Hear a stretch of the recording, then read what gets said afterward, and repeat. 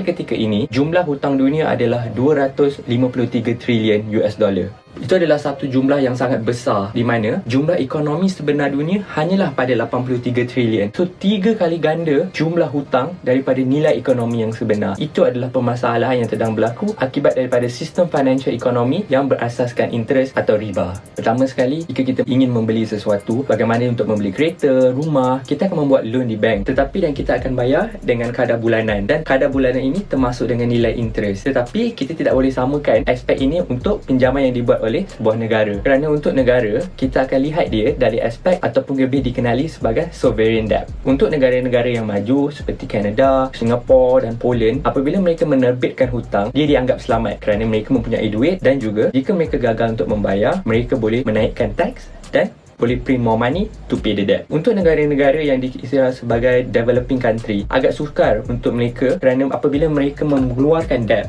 mereka terpaksa mengeluarkan debt itu dalam bentuk currency yang lebih stable seperti US dollar, yen atau pound sterling. So akibat daripada itu, ia meletakkan kewangan sesebuah negara itu di dalam kategori yang unstable. Sebab jika berlaku apa-apa, bayangkan mereka tetap kena bayar interest dan kena bayar dengan nilai yang lebih tinggi jika currency mereka jatuh. So itu akan akhirnya membebankan negara-negara ini dan mengakibatkan mereka perlu di bail out.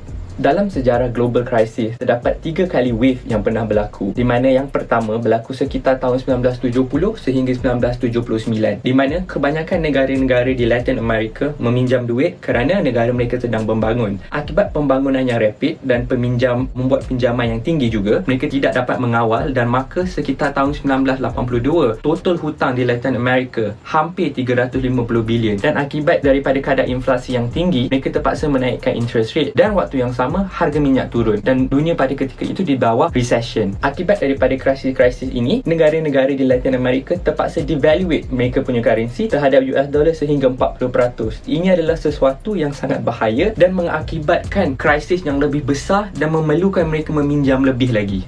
Gelombang kedua juga berlaku pada sekitar tahun 1990 ke tahun 2001 atau lebih dikenali sebagai Asian Financial Crisis. Akibat daripada bank-bank di negara-negara develop seperti Amerika, bank-bank ini lebih memfokuskan pinjaman kepada negara-negara yang sedang develop seperti Malaysia, Indonesia, Thailand, Filipina dan South Korea. Selepas kejatuhannya dan kegagalan Mexico untuk membayar hutangnya, maka pihak Amerika dan IMF terpaksa membail out Mexico dengan lebih kurang 50 bilion US dollar, dan daripada situ bermulalah deflation of value kerana satu demi satu negara jatuh, dan yang lebih teruk lagi berlaku di negara-negara Asia Tenggara ketika itu kerana pinjaman yang dilakukan dalam currency US dollar. So untuk membayar balik akan mengakibatkan mereka perlu membayar lebih. Gelombang ketiga berlaku sekitar tahun 2002 hingga 2008, di mana kerajaan Amerika deregulate mereka punya sistem banking, di mana bank commercial dan bank investment dijadikan satu, dan juga tambahan di UK, government mereka menggalakkan cross border investment dan juga loan.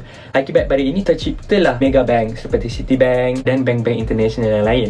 Mereka akan memberi pinjaman lebih banyak dan lebih fokus kepada Central Asia kerana ketika itu pembangunan mereka sedang rapid. Dan akibat daripada itu, apabila berlakunya kegagalan sistem hutang tersebut pada sekitar tahun-tahun itu, Amerika jatuh begitu banyak sehingga output negara mereka turun lebih teruk daripada Great Depression yang pernah berlaku di negara mereka. Pengajaran yang kita boleh dapat ialah kita perlulah mencari satu solusi yang baru di mana kita tidak bergantung kepada hutang dengan interest. Oleh itu, saya berpendapat bahawa tibalah masa untuk Islamic Finance diguna pakai secara meluas supaya sistem ekonomi yang ada sekarang dapat diperbaiki dan diselamatkan.